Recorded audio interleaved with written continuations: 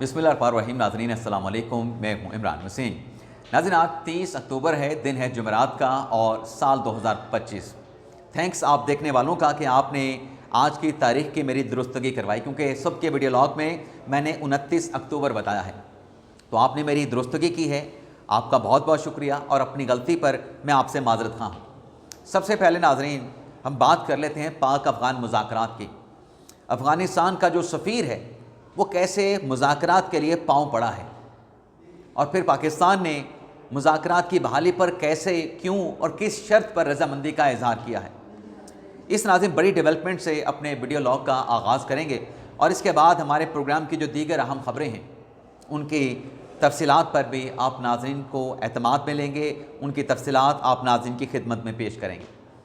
तो ख़बर नाज़रीन ये है कि तालिबान रजीम के जो सफ़ीर हैं कतर में, सुहेल शाहीन उनका नाम है, वो कल जब पाकिस्तान और अफ़गान मुज़ाकरात का कोलैप्स हुआ, मुज़ाकरात नाकामी से दो चार हुए, तो कतर में अफ़गानिस्तान के सफ़ीर सुहेल शाहीन, जो कि जब 2021 में अफ़गानिस्तान से अमेरिका का इनखला होना था तब भी सुहेल शाहीन साहब बड़े मुतहरक थे, बहुत ज़्यादा वो एक्टिव थे और उन निगोसिएशन में सुहेल शाहीन ने तालिबान के लिए बड़ा अहम किरदार, बड़ा अहम रोल अदा किया था।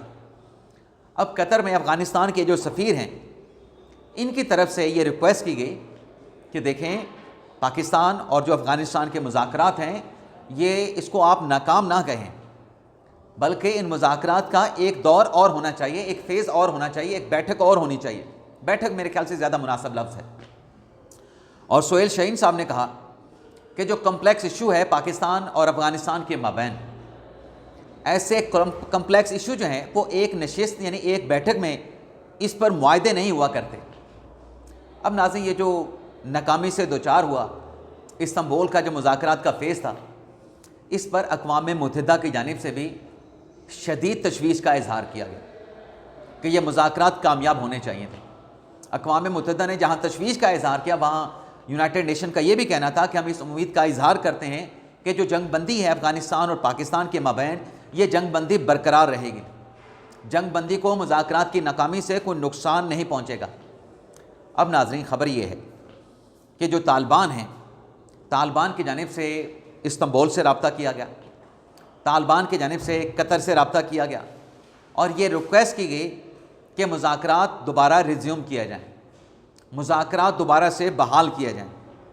तो नाज़रीन पाकिस्तान ने कंसेंट दे दी है, मुज़ाकरात इस्तांबुल में दोबारा बहाल होने जा रहे हैं, लेकिन पाकिस्तान का जहां रज़ामंदी देना है इन मुज़ाकरात की बहाली के लिए, वहीं पाकिस्तान ने ये मैसेज भी मुज़ाकरात की बहाली के लिए जिन दोस्तों ने रब्ता किया है, जिस चैनल से भी रब्ता किया है, पाकिस्तान ने वाज़ेह पैगाम दिया है कि दहशतगर्दी जो है, दहशतगर्दी किसी सूरत पाकिस्तान के लिए काबिल कबूल नहीं होगी और सरहद के उस पार जो दहशतगर्दी होती है, उस दहशतगर्दी के ख़ात्मे के लिए, दहशतगर्दों के ठिकाने के ख़ात्मे के लिए जो ठोस है, वो ठोस इक़दामात अफ़गान तालिबान रजीम को उठाने पड़ेंगे।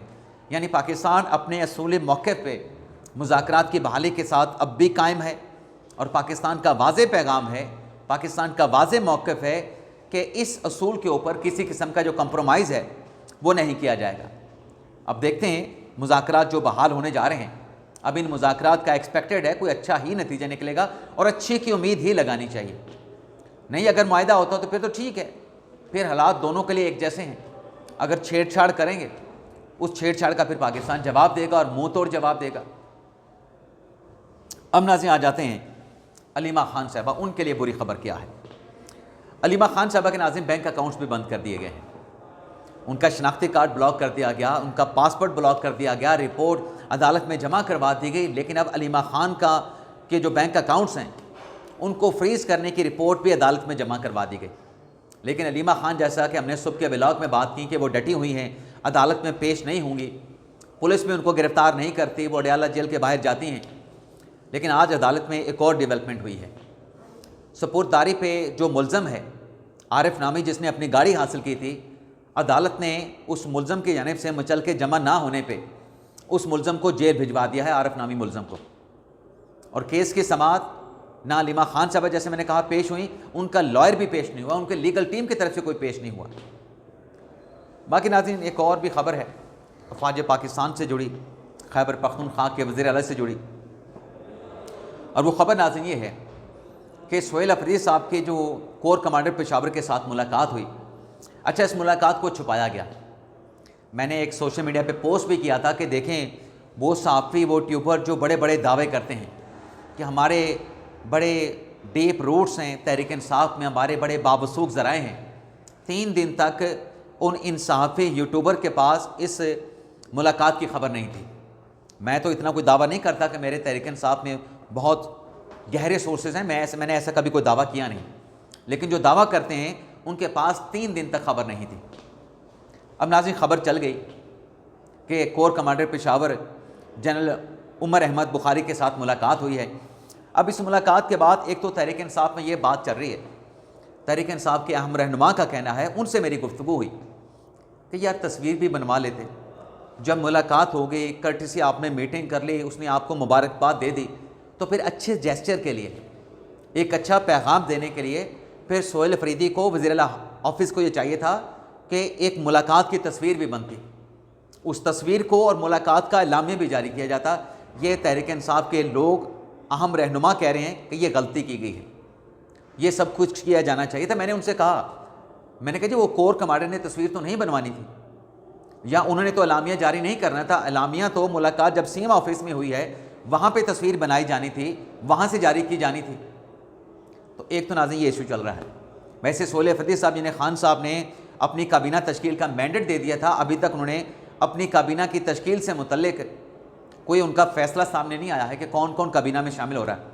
آج خان صاحب کے ساتھ ملاقاتوں کا جو دن ہے اور ملاقاتوں کے لیے جو فہرست جمع کرائی گئی، اس میں سہیل افریدی صاحب کا نام شامل ہے۔ تو دیکھتے ہیں آج ملاقات ہوتی ہے، ملاقات نہیں ہوتی تو کیا اس کے بعد کابینہ کے ارکان کے نام سامنے آتے ہیں یا کابینہ کے ارکان کے نام سامنے نہیں آتے؟ کچھ دوستوں نے، ہمارے صحافی دوستوں نے دعویٰ کر رکھا ہے کہ اس کابینہ میں مزمل اسلم شامل نہیں ہوں گے، اس کابینہ میں بیرسٹر سیف شامل نہیں ہوں گے۔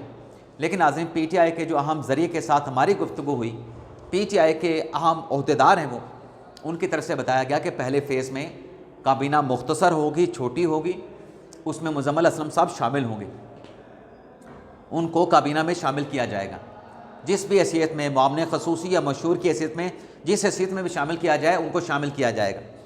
بیرسٹر صاحب سے متعلق بتایا گیا کہ تگڑے آدمی ہیں، اثر و رسوخ والے آدمی ہیں، اٹھنے بیٹھنے ملنے منانے والے آدمی ہیں، اچھے لنکس ہیں ان کے، مفید آدمی ہیں، آگے چل کے تحریک انصاف کے لیے اور خاص طور پہ عمران خان کے لیے مفید ثابت ہو سکتے ہیں۔ تو دوسرے فیز میں بیرسٹر سیف صاحب بھی آ جائیں گے۔ اس کا امکان بھی پی ٹی آئی کے اپنے ذرائع، پی ٹی آئی کے اہم عہدیدار جو ہیں اس امکان کا اظہار بھی کر رہے ہیں۔ باقی پاکستان میں ناظرین جو سیاست ہے نا، اس میں کوئی بات آپ حتمی طور پہ نہیں کہہ سکتے۔ آج جو دعویٰ کیا گیا ہے پاکستان میں، جب پولیٹیکل ہیپننگز ہو رہی ہوتی ہیں اور تیزی کے ساتھ وہ ہیپننگز سامنے آتی ہیں، منظر عام پہ آتی ہیں، تو کسی وقت بھی کوئی فیصلہ تبدیل ہو سکتا ہے۔ لیکن اب تک کی اور آج کے دن تک کی اطلاعات جو ہیں، جو خبریں ہیں، ان کی تفصیلات ہم نے آپ کے ساتھ شیئر کر دی ہیں۔ آپ سے اجازت چاہتے ہیں، اللہ تعالی ہم سب کا حامی ناصر ہو، اپنی دعاؤں میں